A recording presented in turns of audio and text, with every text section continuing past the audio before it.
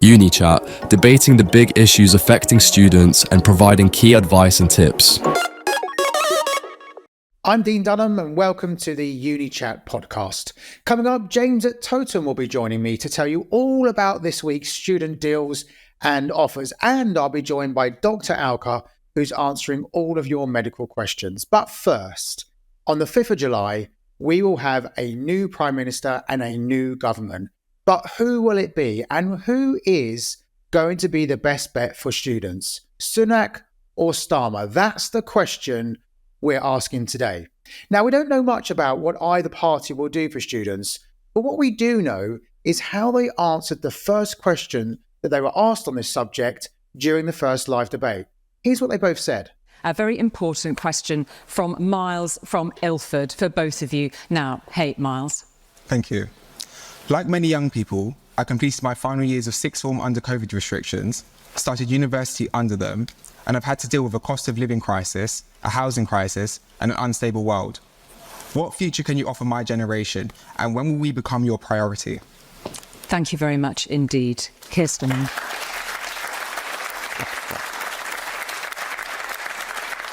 Well, Miles, what I think is really important is that you have the further education opportunities that you need, whether that's university or technical skills. I think either are perfectly, they're equivalent, they're really important. My dad was a toolmaker, so he went down the skills route. I was the first, as it happens in my family, to go to university. So we would ensure that those jobs are there for you for the future, that you have the opportunity to get on. We'll build the houses so you don't have to be, 30-something, 35, 36 before you own a house under this government. But what I won't be doing is sending you on national service, some sort of teenage dad's army, which would be what the Prime Minister would say.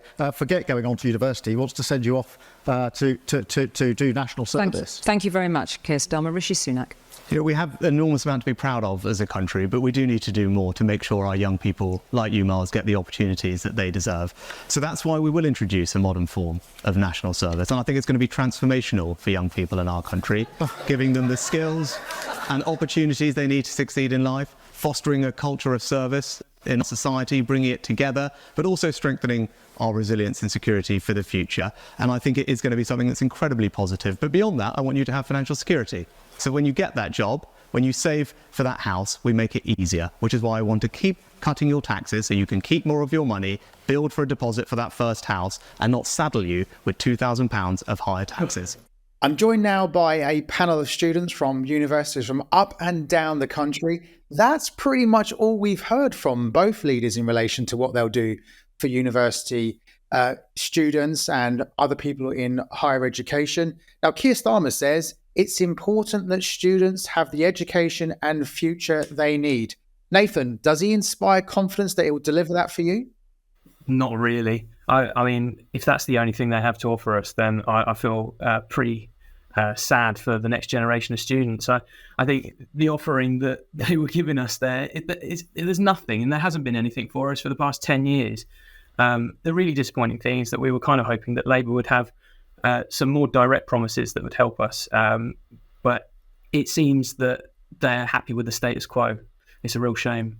And when you're saying they, I assume you're referring to both parties. You think neither party is offering anything for students.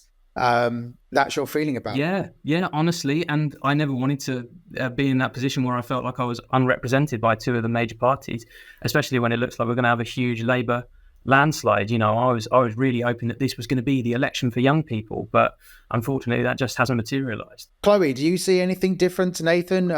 Either leader, are they grabbing your inspiration? Do you think you'll go with either of these two? And will they help you as a university student? No, I don't disagree with Nathan. It is just completely bleak for university students. In that question, Starmer kind of spent half of it taking a dig at Rishi Sunak and making some jokes about national service, which I also don't agree with, but he could have used that opportunity to talk about how we're going to change the funding system in universities, about how we're going to support students, about how we're going to lift students out of poverty, how we're going to fix the student rental crisis, which is absolutely just consuming university life. But, you know, he mentioned technical colleges, which I agree with. I think we should diversify post-16 education, but that was kind of it. He kind of barely wanted to touch universities, and obviously the same with Sunak. He just wants to kind of just send us off to the barracks, and that's kind of his solution for young people. So yeah, it was just, there's nothing there for university students at all. I mean, it's interesting what you say there, because the National Union of Students, the NUS, I think echo what you've just said. In fact, they put a statement out and they said they're calling for either party to give a convincing offer to bring back maintenance grants, control rents, abolish tuition fees, and give young people some hope for a reason to vote enthusiastically. Steve, have either party gone anywhere near offering any of those solutions? I think I'd just like to point out the actual policies that they're talking about. I think the policy we seem to get from Labour is, my dad was a toolmaker, and the policy from the Tories is, we're gonna make you join the army. Like, what are they actually offering for young people? Labour did have a pledge about tuition fees, which was very popular until Keir Starmer fabulously U-turned it on and dropped it. And now I think all we're getting from the two major parties for student issues, and in my opinion, on pretty much everything they're talking about, well, it's the same old stuff from the Tories and from Labour. It's these vague, empty promises that they're going to be transformational, but then when you look at their policy agenda, actually they're going to be very much the same. So lots of people have been messaging into the podcast as well. Damien in Leeds, he says, Sunak and the Tories have destroyed university life. Many students cannot afford to live, and this is not a good platform for setting yourself up for the future. I'll be voting Starmer. Boomer, what do you think of that? I think it's quite disappointing. I mean, it's choosing between two poor options because they haven't fully addressed student concerns. It's really disappointing that neither major political party has properly addressed the critical issues of cost of living, housing costs, and tuition fees, which are causing significant barriers to accessing and succeeding in higher education. It's deeply concerning that student issues aren't keeping pace with the cost of living, like maintenance grants haven't kept in pace with inflation in the same meaningful way that disability maintenance supports have. And the cost of basic necessities are putting a lot of pressure on students and stopping students from focusing on their academic performance and overall university experience. I mean, cost of living is clearly a big issue. It's an issue we hear up and down the country in every single university and higher education organisation. What could either of these parties do to ease the cost of living issue, if you like? What could they do to help? Pedram, what's your views on that? The first thing I would say is definitely they will need to meet with students. That's the basics of it. They need to meet with student union sabbatical officers and listen, and actually sit down and listen to us and see of the solutions that we put forward and put us on their advisory boards. So I think that's the first step. The second step is, especially for postgraduate students, I did some research on this, and I believe the maintenance grant is not enough to cover both the cost of the course as well as the maintenance cost of living costs. Therefore, the maintenance for at least postgraduate students has to be keeping up with inflation, and it hasn't been. So these are two solutions that I definitely would suggest. Recently, what do you think about that? I see you nodding. You're in agreement with Pedram? Absolutely in agreement with Pedram. You look at the stats and they're worrying. You look at the fact that 46% of students have said that their mental health has worsened over the last year. You look at the fact that the amount of students that have used food banks the last year has doubled. You look at the fact that there are students out there that have experienced homelessness. I think when you look at how much students are getting versus how much their accommodation is, the food is, it just does not add up. And I think what I want to see from the next party is someone that's actually looking to finally address that issue. We don't need to necessarily talk about national service. I think in a scenario where students are needing to try and work to get a wage to live alongside their maintenance loan, it's silly to then get them to do a day a month of volunteering, when actually that day could be better spent earning a wage. Like, I look at that and I think back to when I used to volunteer as a helper in the vaccine centres and COVID, and I'm like, it's people like that. It's people that are actively already knowing that they need to volunteer and they know their civic right to the country. They don't necessarily need to be told to volunteer once a month. There are ways around it that doesn't just mean forcing everyone to do this. Huma, I think you had a point on this, a view on this. Following on from what the government can do to better support students, the recent tripling of undergraduate tuition fees from in 2019 to £9,000 per year have placed such an enormous burden on graduates, and the average student now graduates with over 50,000 in debt, and these stealth changes are meaning that students in their lifetime are paying more for less.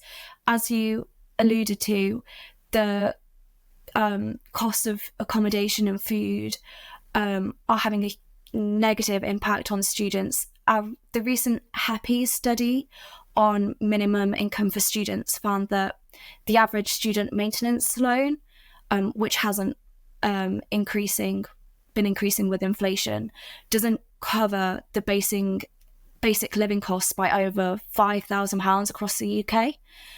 So that means a lot of students are working in employment to make ends meet, which in turn impacts their ability to attend university and get the grades that they need. So I think that the government should definitely address maintenance costs to support students to stay in education and focus on education, and address properly the student debt that's accumulating. Thirdly, there's a huge mental health crisis that's massively impacting students. There's a huge cost on mental health services in the NHS, and university support with mental health hasn't kept pace with demand. So I think the government should give more support in terms of supporting students to get external diagnoses, to access support for mental health, and address the long waiting lists on the NHS, and so that students don't have to turn to the exorbitant private healthcare costs. So there's lots and lots of issues there. Let's focus on one, being tuition fees, because of course that directly affects all of you and all the other students across the country. We know the Liberal Democrats came out and suggested that they would not abolish tuition fees, but they'd make them state funded, so you didn't have to pay tuition fees. Reece Wallace, what do you think about that? Would that be an election winner if the Tories or the Labour came out with that policy? They've not, but should they have done that? It's interesting to hear the Liberal Democrats talking about tuition fees. I think those with long memories will remember when they last talked about tuition fees. I think that would be a step to take some of the burden away from individual students and creating this sort of debt culture that Huma was talking about, where students are leaving with so much debt, and it's often stopping people wanting to go on. And if they maybe get to the end of their undergraduate degree and then think about a postgraduate degree where the loans just don't match anywhere near what's required. One of the things the Liberal Democrats also talked about was reinstating maintenance grants for disadvantaged students, the actual grants rather than the loans that would have to get paid back, these ones properly being actually given. I was really hoping to see something like that in the Labour Party's manifesto, and I was very surprised to have seen it in the Liberal Democrats ahead of the Labour Party. I know that Starmer talks about creating a secure future for higher education, but I haven't seen much in the way of what that actually means in policy practice. But in terms of that initial question about whether the policy on bringing tuition fees to be state funded would be a help, I think it would. I think it could be a real help to students who are looking to go into higher education. I guess it just doesn't fit within whatever Labour have decided their fiscal rules are this week. I mean, both Tories and Labour have been very quiet in relation to policies that may or that would affect students and universities. VJ, why do you think that is? Why are they not come out and try to grab yours as the students' vote? Yeah, so I mean, firstly, what they've offered is not what we have asked at all. So what they're offering is something which they're trying to compensate. Like I am asking mango and they're offering me banana. So it's like that. So, and then coming to your point, yeah, see, I mean, we've been asking very basic thing, that is about food, accommodation, and future, better future. So what is to solve this? Maybe there should be a policy level change, or they should give us something which is policy level, or government, basically government policy level change which they can offer to us. So which they instead of, if they have something like that, they would definitely come to us. I don't think they have anything now which they can offer. So, and when you speak about the tuition fees, so I'm an international student, and speaking from international student side, so we are paying double the local students the tuition fees, and basically we are contributing to the economy, and we are also having the voting rights. And so all this says that we also have to be shown something as a route for future, and which is not shown. There's nothing. There's a very plain slate in front of us. So first of all, calling us immigrants is totally wrong, because we are not immigrants. We are paying here to the economy, and we are living here. We are studying here. I mean, if we stay in future, then we can be called as immigrants. But right now, when we are studying, calling immigrants itself is wrong. So all these problems has to be addressed from international students' perspective also. Yeah. Now, obviously, for students, when you're looking at who you vote for, if you're thinking about your current situation and your future, you've got a difficulty. Let me just sum this up by Shani Redding. She says, neither Rishi Sunak nor Keir Starmer have set out anywhere what they will do for students. So I have no idea who to vote for. And I think that's going to be something echoed, I know, between all of you and students up and down the country.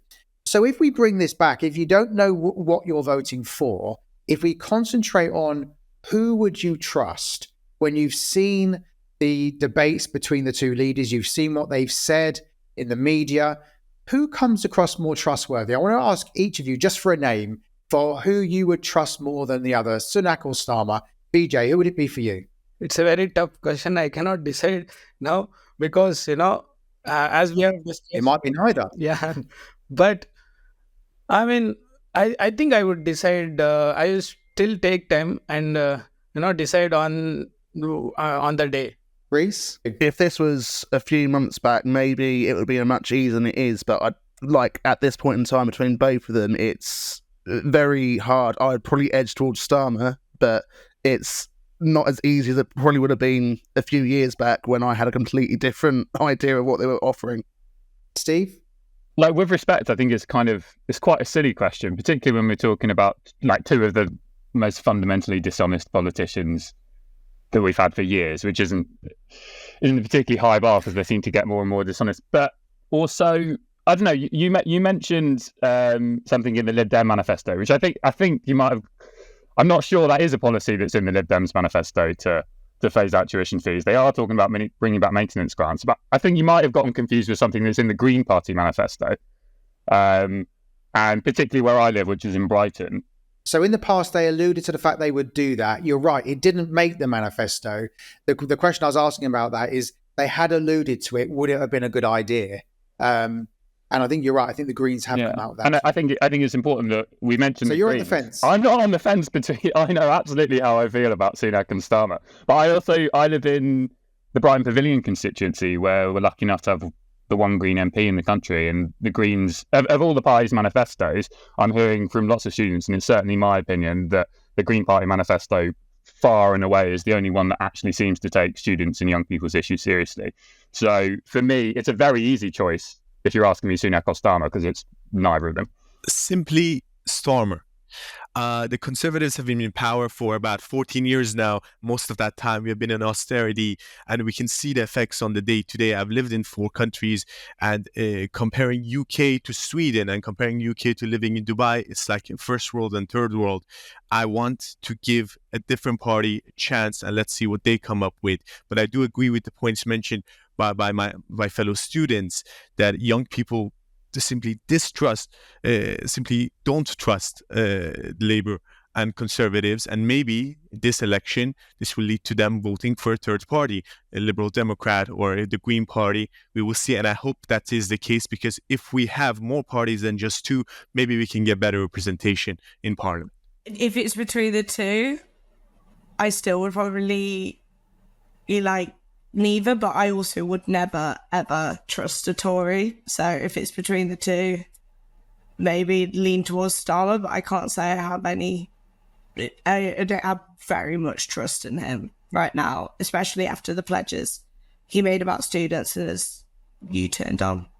I mean, if you put a gun to my head right now and said choose between Keir Starmer and Rishi Sunak, I'd let the gun go off, if I'm being honest. I think it's pitiful, the fact that, the Tories are always going to consider students to be lefty tossers that are never going to vote for them. And the Labour Party consider our vote so locked down for them that they don't even bother trying to fight for it anymore. And so where does that leave us? I feel like we're all independent-minded enough to recognise when the two parties are leading us on and not actually trying to represent us in any meaningful way. So obviously we're then going to look for, as Pedram said, third parties, the Lib Dems and Greens that are actually offering something that is at least reasonably substantial for young people. Nathan's absolutely right. We're all independent-minded enough to notice that this is not anything substantial from either Rishi Sunak or from Keir Starmer in terms of higher education or further education, to be brutally honest. Anything post-16, nothing is particularly appealing. So whichever way it goes on terms of personal trust, it's going to be a reluctant vote either way, at best, I'd say, for most students who are looking at this. I think Nathan's, again, absolutely right. The Liberal Democrats, the Green Party. I'd also throw in Plaid Cymru into that mix as well, who are putting forward some at least more thought through, potentially very wildly optimistic in terms of what they're able to do in Wales, but they're putting forward some thought into the higher education sector. This smacks of two parties who have not tried to court the student vote for so many years, either because it's not their target vote or because they think it's too locked down, as again it was suggested earlier. I think there is a slight difference for me in terms of trust between policies broken in government and policies broken in opposition, but they are still policies broken, which makes it a very reluctant lean towards Starmer over Sunak for trust. But again, it's not an appealing menu to choose from either of the major parties in terms of higher education at all. I would endorse Keir Starmer. Although I'd like to acknowledge that there's almost an honesty around the party's neglection of dealing with student issues in their manifestos. And I think we should also acknowledge the very difficult position that parties are in. There's very deep systemic issues in higher education. Universities are very reliant on international student fees for funding, and if we got rid of UK student fees, this would make the tertiary education sector very susceptible to international economic fluctuations. During COVID, international students applied far less to UK universities, and that impact is still strongly being felt by universities who are doing budget cutting exercises. So my faith is restored, although it would be better if the parties could properly address these issues and respond in a meaningful way to student concerns. Now, the general feeling, I think, across the country is that on the 4th and 5th of July, we will see a landslide towards Labour. I think most people are predicting that. But what we're hearing today from you and what we're seeing other students coming in with, that's not necessarily the case amongst the student and the higher education community, where people are really not sure where to go, I think because no one has set out clearly in their manifestos and policies what they'll do for students. Reese, what's your thoughts on that? You've got your hand up. It's one of those frustrating things with the fact that we're one of only 2 countries in Europe that decides to use first past the post. I do genuinely feel that if there was a case of there was a proportionate voting system in this country, we'd see a completely different result. Yeah, I mean, I've heard that view often, actually, and quite a few people that have messaged us have actually said exactly the same thing as you as well, Reese. It seems to be that could be a good future reform. Now, we've heard Steve talk about the Green Party and how they may get his vote. Not putting words in your mouth, Steve, but you said their policies may sound more pro-student, more pro-university. So we've only spoken about Tories and Labour here, but of course there are other parties, as people have said. Will another party perhaps get your vote? Is that the way to go when you've got 2 mainstream parties that are just not doing anything openly or promising everything openly to help students? Is it time to vote someone else? Stephen, come to you first because you mentioned it first. Sure. I think the reason I mention it is because I live in Brighton Pavilion, right? The majority of people here do vote for the Green Party. We've had a Green MP for 14 years and she's incredibly popular among students. Like, when you live in this constituency, you can't ignore the Green Party. And I think that's a good thing because, like we've heard from others, when we have this, you only have the choice between 2 options. It's really limiting and it's not necessarily the most representative thing for people's views. And I think, the reason we're seeing the polls predicting this massive landslide for Labour is because the Tories are so terrible. But it's not an I love the Labour Party vote. You can see that from how unpopular Keir Starmer is in the individual polls. It's I don't like the Tories vote. And there's a difference there. And I know from talking to lots of people around the country that the main reason people are voting for Labour is to get rid of the Tories. But when you're in constituencies like mine, where people know that you can get rid of the Tories by voting for another option, people do so really, really enthusiastically. Reese, you're nodding. Yeah, do you agree? I think there is a lot of it that is in the anti-conservative vote. There's a lot of people who, when I talk to it, it's very much they're choosing who to back by the ABC method, anyone but the Conservatives. And if that means that it's the Liberal Democrats in their constituency or the Green Party, or if they're in Scotland, the SNP, or Wales, Plaid Cymru, then they are really seriously just looking at it as a tactical vote to stop another 5 years of Conservative government. I think where it will be very interesting to look over the sort of overnight election programme on the 4th and 5th is in constituencies like Brighton Pavilion or like maybe cities of London and Westminster, where there at the last election was a sort of a 3-way marginal between the Conservatives, the Liberal Democrats and the Labour Party, whether we see, if it is as predicted, there is a bit of a collapse of the Conservative vote, where that goes, where there are genuinely multiple options on the table. And I think that will be the real teller on whether or not this is just a sort of stop another 5 years of the Conservative Party, or whether this is a sort of a true endorsement of what Keir Starmer has put forward from the Labour Party. And I think that will maybe not be seen quite as concentrated around university constituencies as it would have been had the general election been at a different time, because of course students heading home for the holidays or maybe not being able to vote in their university-based constituency, as we might see that student vote spread out a bit. But I think we will see quite a few areas where it is a Labour and then another party, whoever that is, where the vote does track a little bit more towards that other option, which isn't exactly a ringing endorsement of the 6 pledges and 5 missions and however many different pages of that manifesto it was, where they didn't mention students very much.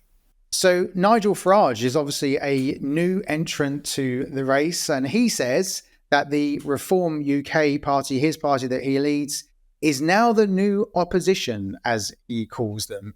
Chloe, are they? Would they ever get your vote? Oh my God, if I did give my vote to them, then something terrible has gone wrong, and I think I should get locked away. No, absolutely not. He's awful, evil human being. He set awful narratives in this country, despite electorally not doing very well. Nigel Farage, Reform and UKIP has set awful narratives in our political spheres, talking about immigration, putting that really high up on the agenda, making it so that a lot of the mainstream parties are so derogatory towards immigration and immigrants. it's dangerous. And I don't think he is the new opposition. You know, in his crazy mind, it's like the idea that he's the opposition is because no one's as hardline on, you know, immigration and, you know, privatizing public services as he is. And it's like, yeah, because it's really awful for the country and just horrible politics. But I do definitely think reform will have an impact. I don't think necessarily on the young people vote, though I might be wrong, but I definitely do think in constituencies where they tend to lean more right-wing and people are fed up of the Tories, it is going to be an alternative vote. So, yeah, I'm just very concerned about more what the tone and the narrative they're setting rather than them getting seats, really. Vijay, do you think Chloe's thoughts on Nigel Farage and the Reform UK Party, do you think those thoughts echo what the rest of the student community up and down the country would think? Or do you think people will be sympathetic towards his cause and perhaps think he is the answer, the new opposition, the answer to all of our issues? Yeah, I somewhat agree with Chloe. Definitely doesn't think he is the new opposition for sure. But I mean, it's not him what I'm actually talking about. I can still see something as a third opposition. So who can actually bring about some policies which are related to students. And if all the students actually vote for them, then there is definitely a chance that in future policies are be student favored because there is a voice in students in the opposition or maybe in the party. So so that is a good idea. If we actually don't have any option, we don't have to choose one of them, we can go to a third one which is more student friendly and represent ourselves there in the parliament. I think that's a good way to think. If he wants to consider himself to be the opposition, then we've got to start scrutinising him as such. And I had the misfortune of reading their manifesto the other day and came across their policy for only allowing in crucial international students into universities in the UK. So those only in medical professions. It's like quite common knowledge within the university sector that there is about 5 universities that are about to go bust unless there's intervention. If you take away a huge sum of like money from those in the form of international students, they will go bankrupt. So I think we have to talk about their policies and not the leader, because Nigel Farage has been like this. I don't know how even to describe him. This ghost that has followed us. Do you remember those adverts with that gremlin on your chest? Nigel Farage has been that gremlin on your chest, and we need some Pavonia or something, you know. Excuse my language. And so beyond his like farcical personality, there is serious commitments there, and those commitments will tank the university sector and most likely tank the economy. Yeah, no, just adding to that, and I think it also made their, I don't know if you want to call it manifesto, because they're calling it their contract the country, not a manifesto. But in it, I don't know if it made it in there, but it was certainly mentioned in the ITV debate last week, is he wants to stop dependents coming in with international students as well, which I'm like, that just categorically feels wrong if someone is travelling to our country, which in fairness, like, our country is still seen as like up there in terms of the quality of our higher education somehow.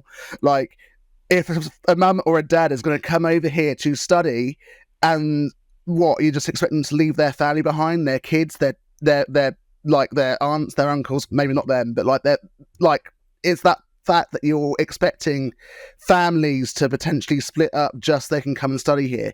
I don't think he's got any chance. I think, as much as I don't think I've trusted much of what Sunak has said throughout the past few weeks, there is one thing that I do agree with, and that is the fact that a vote for any other party is probably a vote for Labour. And that is just back to, again, just the way the system works. Now, Edward in Oxford says, Sunak saved the economy and the country with his furlough scheme during COVID. He's a proven leader, hence he gets my vote. Is it a case, we've clearly said today, we're not really sure who will do what for universities. We're not really seeing policies that are pro-students, pro-universities. Is it better the devil we know? Is that the way we should go here? Pedram, what's your thoughts on that? Yeah, no, I definitely disagree. I think we need to take some risks. The greater the risk, the greater reward. I think there's parties here who are offering new ideas, and it's time for new ideas in the United Kingdom. As we've seen in the past 14 years, and the Conservatives implementing policies, failing in those policies, failing to deliver. Um, Students and people in the UK, they're fed up, they're tired, they want something new, and it seems like the Conservative Party is bankrupt with ideas. And this is also one of the reasons that the Reform Party in the UK is rising in popularity. Some might indicate that Conservative voters in the country are moving towards the right, more right wing than ever before. The people who vote for Reform, of course, have the right to vote. They should have the right to an opinion. But the most important thing here is that mainstream parties such as Labour, such as Tories, need to appeal to these voters, need to listen to them. And these voters, the ones who vote for Reform, the ones who vote for right wing, there are also people who are frustrated with failures of the mainstream parties to deliver. So they wanted change. Yeah, I mean, the devil you know is still a devil, right?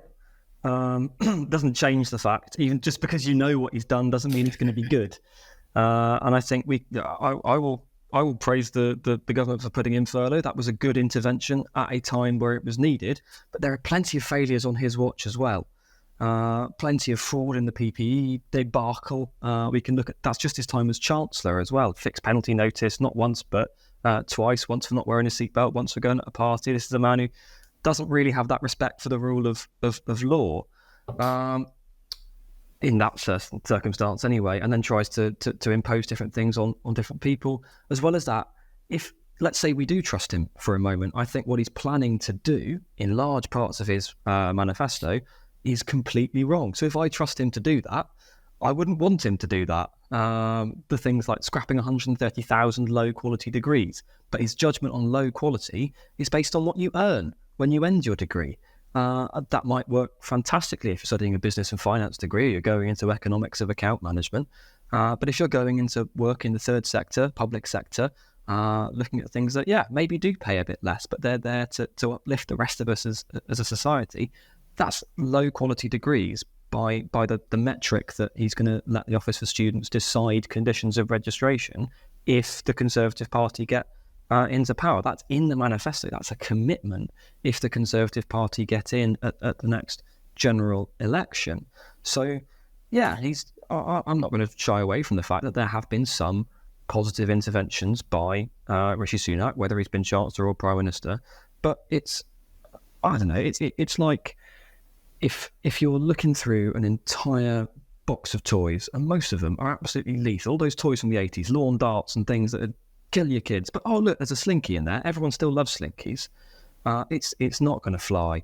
We can also talk about saving the economy. How come it was everyone else's fault when the economy went into the toilet, but because he pulls it out, apparently he pulls it out, that's his win? No, if it was global forces that pushed it up, it's global forces that bring it down. You can't have your cake and eat it, especially when it's made out of some of these awful materials that the Conservative Party seem to like making cakes out of. Humour. Thanks. There are definitely valid reasons to consider voting for Rishi, who we've had a lot of experience with, particularly in his perceived role in our economic recovery in COVID. But I think it's really important that we weigh this against a need for innovation and aligning with different values and priorities. So voting for someone that we've got a lot of experience with can be really comforting. But we should also consider some of his failures in economic policy. A lot of critics have argued that Sunak's economic policies have exacerbated existing inequalities within the UK. Benefits have disproportionately favoured corporations and higher income individuals over low income groups and essential workers. Some sectors, like the arts and hospitality, have argued that support from Sunak has been insufficient or come far too late. So, as you said, there are pros and cons of either party, and it's about weighing up what is the best for each voter in their particular situation.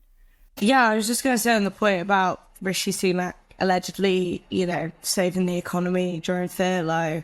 I think we're forgetting also what happened a couple of months after furlough was introduced, which was Eat Out to Help Out, which inevitably, I'm sure there's multiple reasons, but it has been described as one of the causes for COVID incidences to spike up again and causing deaths across the country, completely preventable deaths happening from the COVID virus. And Rishi Sunak was in the cabinet at the time when Boris Johnson decided to be very negligent about COVID after the first lockdown. And yeah, I think that's, if we're talking primarily about the economy, I think that's actually done quite a lot of bad to our economy. It meant that furlough had to go on longer than it needed to. It meant that people were locked down more. It meant that businesses were locked down more. If we're talking primarily about, this economy construct, I think that's actually done a lot worse. So I'd say Rishi Sunak was a pretty shoddy chancellor, even though furlough might have been good at the time. Now, a recent poll says that because of the time of year when this election has been called, and because it means that many university students will have gone home, that there are at least 35 seats that could be swayed by the student vote. So the question really is, will students actually go out and vote, or will they think, because I don't really know who to vote for, I won't bother? So I'm just going to ask you, it's a yes or no answer, very quick. BJ, will you be voting? Yeah, I would be definitely voting. Sorry, very quick, yes or no. Reese Lee, yes or no? Absolutely yes. Steve? Yes. Bedroom? Yes, yes, yes. Chloe? Yes. Nathan? Yes. Reese Wallace? Absolutely. And just remember, a spoilt ballot still counts as an engaging in this process. Show you don't like him if you don't like him. Yep. Uma? Absolutely, yes. Clearly, this is a debate we could have all day long. There are so many things to talk about. We've obviously focused this very much on students, on your life now and your future. There's many other topics we've not spoken about really much, NHS, immigration, and so forth, but we've kept it fine to what students may be thinking now. Clearly, we could go on forever. Thank you so much for all of your views. I think they echo students around the country. We've looked at lots of people that have been messaging in who have said very, very similar things to you. I think, number one, we do not really have a flavour as to who university students are going to favour because, as we've said, no one really knows what the policies are. I think we've established that it probably is time for change. We've definitely established that it's just not good enough when it comes to universities and students. There's not enough help. We've got cost of living crisis. We've got students who just cannot afford to live, issues with tuition fees. So lots of things need to happen. We don't know who will bring about those changes. But the one thing we've definitely established is that you're all going to go out and vote. Who you're going to vote for, I don't know. I'm not sure you know yet. But it does seem to be we are going to get lots of students' votes, which is why everyone's been asking. I think we've established that today. And again, when we've asked people offline, that has been echoed there as well. Lots of students are saying, yes, I am going to take the time now to go out and vote. Maybe it's because, as Keir Starmer says, it's time for change. Whether that change is Labour or whether we stick with Conservatives and hope they're going to change, I don't know. But it does seem that everyone's going to vote. So once again, thank you very much for all of your views, statements, comments today. Really, really useful. Coming up next is James from Totem. James, what have you got for us today? Thanks, Dean. We're back again, picking out the best deals we have found to make your uni life as affordable as possible. This week, we're going to focus on sustainability with some of our most sustainable brand partners, as well as tips on how you can do your bit to be that little bit more eco-friendly. Here are some simple steps for you to follow to be that little bit more conscious. One of the easiest ways you make a difference is by adopting sustainable transportation methods. Whether it's walking, biking, or using public transport not only reduces carbon emissions, but also promotes a healthier lifestyle. As well as this, energy conservation is key when it comes to sustainability. Whether you're at home or in your accommodation, turning off lights, unplugging electronics when you're not using them, and utilising energy-efficient appliances can significantly reduce electricity consumption, as well as reducing that energy bill. There are many different ways that you can be sustainable, including with what food you eat.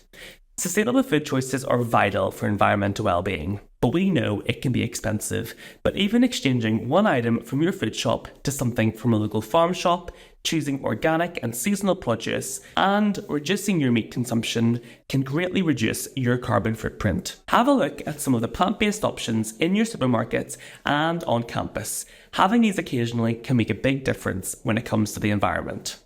Now, let's move on to our deals of the week. To start, we have 15% off your first subscription and refill orders at Wild, the natural deodorant subscription and refill service. For our skincare fanatics, you can get 10% off at Naturismo. Naturismo is all about embracing organic beauty in the most natural way possible.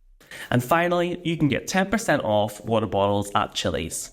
From the beginning, Chili's mission has been to accelerate the adoption and everyday use of reusable products. Thank you so much for listening, and don't forget to head to totem.com for more tips and advice. And we'll be back next week for more great deals for you. Bye!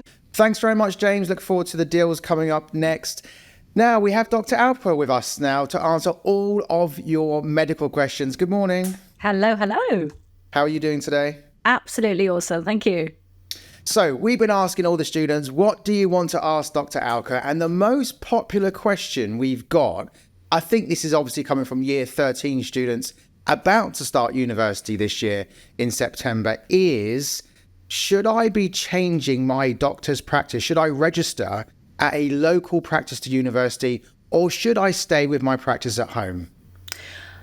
Do you know what, Dean? That is actually a really, really good question, because that is the very conversation that parents are having with their kids as they're about to send them off to uni. So there's a really simple rule of thumb here, which is very simply choose your GP according to where you're living most. So what that means is if you are someone who is going to be spending a lot of time living at home, as some uni students do, stick with your GP at home. But the vast majority are going off to uni and living out. They're going to be living in halls, going to be living in accommodation. Choose a GP closest to where your university is then. And the reason for this is, of course, accessibility. And what I find is that, being at university, sometimes that's the very first time that you're accessing healthcare alone, on your own, without a parent to guide you. So you've got to be able to navigate the system. So get really familiar with your local GP practice. Just spend a bit of time. Put their phone number, put 3 phone numbers, in fact, into your phone book. Put your new GP's phone number into your phone book. Figure out how the system works. They're all different practices. Some need telephones, some you can't go and see them face to face, some need you to fill in forms. Just understand that so that when you need to see somebody, you're not kind of in that panic state. Then what happens when your GP's closed? So get that number in your diary, the out of hours number. And then the third thing is navigating sort of the hospitals. Like, where's your A&E? Like, what happens if you need emergency? Get the hospital switchboard number into your phone as well. So it's definitely worth doing that, and do that, before you head off to uni, so you've got some familiarity with that. I had this very recently with my daughter, who's at uni, and, it can be a really frightening experience when you're on your own, not feeling at your best, in the midst of exam season as well, as it is now, and needing medical help as well. So my key point here is just get to know your local system. And back to the question, GP, where you're living the most. If you're off to uni and you're spending the most time there, definitely register with a local GP. I mean, they're all really good points, they're good tips, but of course, they are the last thing that's going to be on most students' minds. Most people will be thinking, where's the local bar? Where's the local nightclubs? Where's the student union? Not where's my doctor's practice. But they're good points, because you don't want to be thinking about these things last minute when you really need your doctor. So they're really good points. And also, Dr. Alka, some people are asking me, I have so many questions for you here, but we won't go through all of them. But some people are saying the same question, but are saying, and I get regular medication. Would your answer different for those? If someone's on regular medication where they need new prescriptions all the time, should they definitely change practice, or does it not matter? No, it does matter because most medication also needs some form of monitoring. So you're going to want to sort of be regularly seen by your GP as well. So again, get your medication from your university practice. Having said that, you might also be coming home sometimes at weekends, etc. So don't worry. Most GPs can also see you temporarily as a temporary patient as well. So if you do leave your meds at uni when you come home, for example, you don't really need to sort of worry that, I've got to go back to uni to get my medication. You can sometimes register with a GP as a temporary patient and get seen as well. Great. So Debbie in Oxford asks, I'm revising for my end of year finals for long hours. Is there any medication or anything else I can take to improve my mental clarity? Oh, hello, Debbie in Oxford, and everybody else who is asking exactly the same question, right in the midst of exam season. Everyone just wants that kind of, clarity and focus and want to remember everything you're learning. So I've got 3 medications for you, and they are sunshine, food, and sleep. Are we getting any sunshine? Listen, even on the cloudy day, right, there is light coming through. So, but no, in all seriousness, your mental clarity is not going to lie at the end of a drug or at the end of a pill or at the end of medication. If you want clarity, get outside. Like I know students kind of think they're just going to be tied to their desk during revision period, and the more I do, the more I learn. But it doesn't work like that. Your brain is not working like that at all. So step out. Go for a walk, right? You get your clearest thinking when you're not thinking. You activate this part of your brain called the default mode network. It's super, super excited. And then think about food. And I know, students on a budget, fast food, that's the thing you want. But think about some swaps, right? Swap in berries instead of that donut. You're going to kind of give yourself loads of antioxidants and that kind of extra energy boost and clarity boost as well. Swap out things like having more green veg. I know, green veg, right? But rather than that burger and that bit of fast food, just think about those swaps if your focus is, how do I get more clarity, right? And swap out things like green tea for caffeine. Again, students on caffeine, you're going to get your energy highs and you're going to get your energy lows and you're going to get your ups and your downs and your crashes. And you want to avoid that yo-yo. So just think about some simple swaps that you can make like that. And the third thing, and this is the most important, is sleep. Like, please sleep, right? Most students, what are they doing? They're burning the candle at both ends, and especially with exam season. And the important thing is get your sleep. But also, I was chatting to my daughter about this as well, is get your sleep at the right time. Because she's telling me, like, Mum, there's people around me and they're going to sleep at 4 a.m. and waking up for a 9 o'clock exam. Like, how crazy is that? Because if you want to remember stuff, all of that doesn't happen whilst you're learning it. It all happens in your sleep. That's when you consolidate your memories. So please get your sleep. Naps can sometimes help with clarity as well. So if you're finding that you're, sitting at your desk and dozing and really kind of lost that, think about a very, very short nap, power nap, 10 minutes, 20 minutes maximum, not a full 90-minute cycle. Otherwise, it's going to play havoc. But those are key things. Those are the meds that you absolutely need. Well, you talk about burning the midnight oil, and of course, lots of people who are messaging in clearly are doing that, actually. Many are saying, is it safe to have Red Bull? Is it safe to have various other caffeine tablets? What would you say about that? I mean, are you just saying, no, just get your sleep?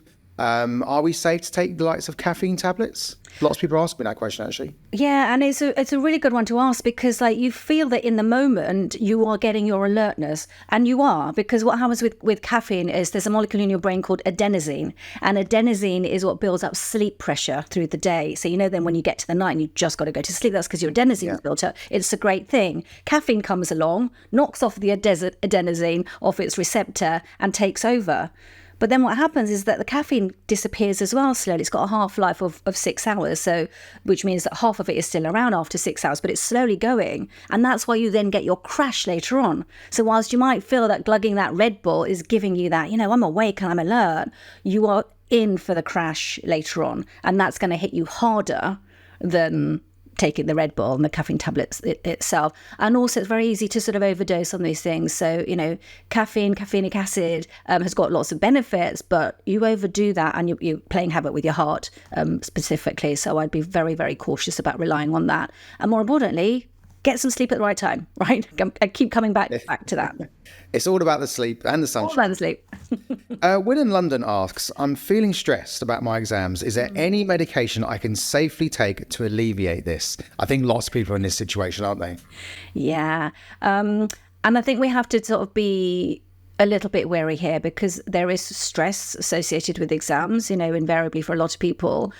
Think about things like sort of anxiety and depression. They can rear their heads in very similar ways. So, if you're really struggling, then please do go and see your GP to sort of talk about things in a lot more detail. But you know what I'm going to say. I'm a lifestyle doctor, I'm a longevity doctor. I'm going to not talk about drugs as much. I'm going to talk about the other things that you can do to alleviate stress. And one of these is exercise. And I know it feels, again, like I'm revising for exams. What do you mean, go to the gym? Or what do you mean go and do a run? But you're going to actually alleviate stress by doing that. You're going to release those feel-good endorphins, which is exactly what you need to do. And the other thing that's really useful is a simple thing like your breath, right? It's with you all the time. Just slow it down. So when you're feeling that stress, like you're on your edge and palms are sweaty and it's just, slow your breathing down. Magic number 6, right? If you want to activate your parasympathetic nervous system, which is that kind of restful, just so much more calmer, just slow your breathing down to less than 6 breaths a minute, and you'll find that will make a difference sort of immediately. And of course, the biggest thing is please talk to somebody about your stress as well. You don't have to sort of face this alone, but also think about who you're surrounding yourself by as well. As I said, my daughter's in the midst of exams at the moment, and she's like, Mum, everyone around me is so stressed, it's making me stressed. So she's not stressed, but because of everybody else. So we take on that secondary stress of people around us. So, just be mindful about who you're around. If you need to get away from your social circle for a while because it's all this sort of heightened pressure, do that. If you need to go back home to revise, do that. All sound like great tips. I've got to ask you, there's so many more questions, but we'll come back to them in another podcast. There's too many. But I want to be selfish and ask you a question from me now. And there'll be other people asking the same thing. I'm suffering with hay fever. What can I do? I know there's many other people in the same situation, especially now, this time of year. It seems to be particularly bad this year, I think. Yeah, it's because, the weather's been sort of so changeable. I mean, it's the usual sort of, Vaseline in your nose, shut the doors during the day, and kind of be mindful about your exposure. Generally, sort of trying to deal with this season's hay fever ideally starts earlier in the year. So maybe kind of prime yourself for next year. But yeah, again, washing your clothes, being careful around sort of, those high pollen days, particularly. There are sort of histamine triggering foods as well that might be worth sort of being kind of more mindful of. I didn't know that. Yeah, there are foods that will trigger a sort of more of a sort of sensitized histamine response as well. So again, think about kind of swapping in those low histamine foods as well. But yeah, it's about exposure and desensitization.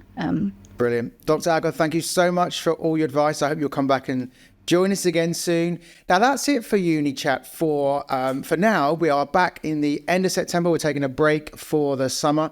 Hope you will have a great break. I hope the exams go really well. Hope you get ready for university and it's a great start for you. So do come back and join us in September. You can find out what's coming up next on the website, which is unichatpodcast.co.uk. You can get involved as well. You can see a WhatsApp number on there where you can WhatsApp your messages and your opinions, which of course is important for this show. And you can come back and find more deals coming from James at Totem in September. And of course, we'll have lots more healthy debates going on as well for the start of a new university year. See you in September, everybody.